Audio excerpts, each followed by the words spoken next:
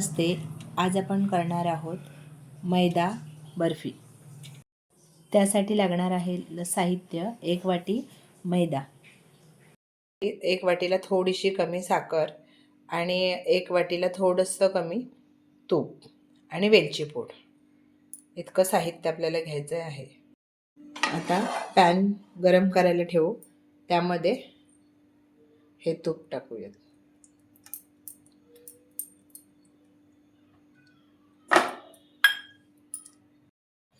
तूप गरम झाल्यावर आपण हा मैदा टाकूयात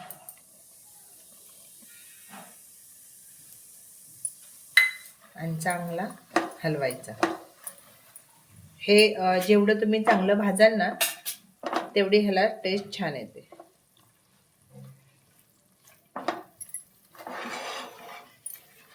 खूप करायला सोपी आहे रेसिपी. हे बघा, हे छान भाजायचं, बारीक गॅसवर भाजायचं, कारण कसं मोठा केला की पटकन फक्त लाल होऊन जाईल. सोपी आहे.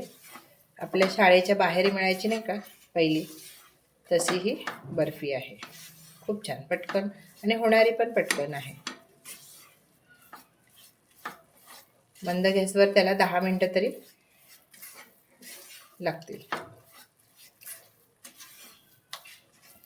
मी छोट्याच प्रमाणात करून दाखवलं, कारण मैदा आहे म्हणून थोडीशीच केलेली आहे. हे बघा, ही साखर आहे ना, ही बारीक करून घ्यायची. मिक्सरच्या भांड्यामध्ये ना चांगली बारीक करून घ्यायची. हे बघा, ही साखर पावडर झाली. आता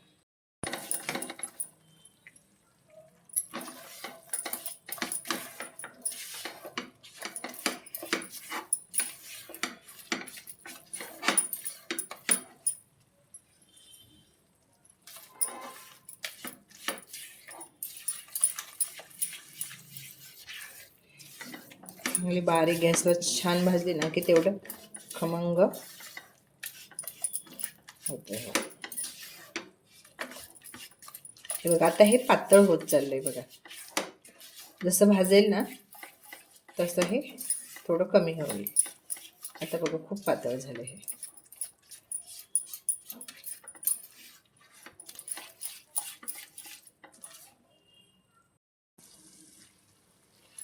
हे बघा, हे आता जवळपास भाजलंच आहे. हे बघा, चांगल्या प्रकारे हे भाजलं गेलं.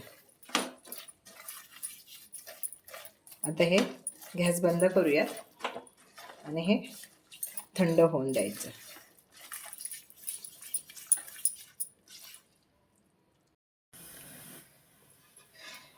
आता ना हे थंड झालेलं आहे. त्याच्यामध्ये ना साखर टाकूयात. एकदाच पूर्ण साखर नाही टाकायची, थोडे थोडे टाकून द्यायचे.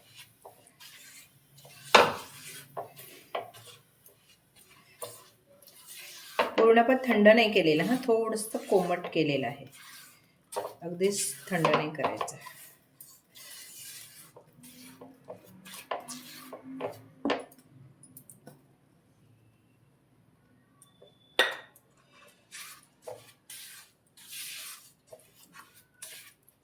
त्याच्यामध्येच ही वेलची पूड टाकून द्यायची.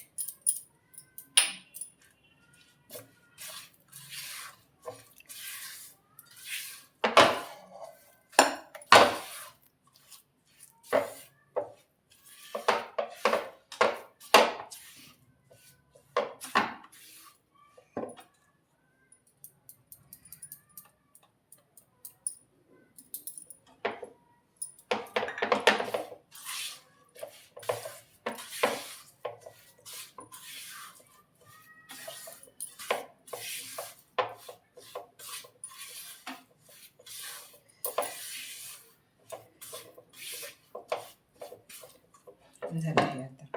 आता ना माझ्याकडं चौकोनी भांडं होतं, म्हणून मला हे ना पनीरचं भांडं आहे.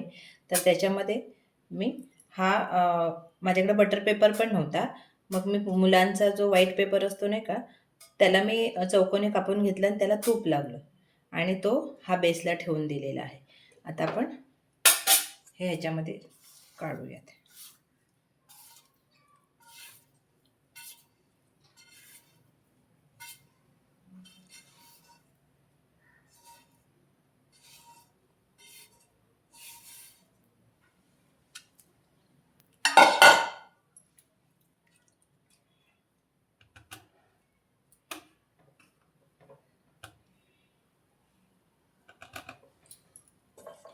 आता हे ना ड्रायफ्रूट्स आहेत ते आपण ह्याच्यामध्ये वर टाकूयात.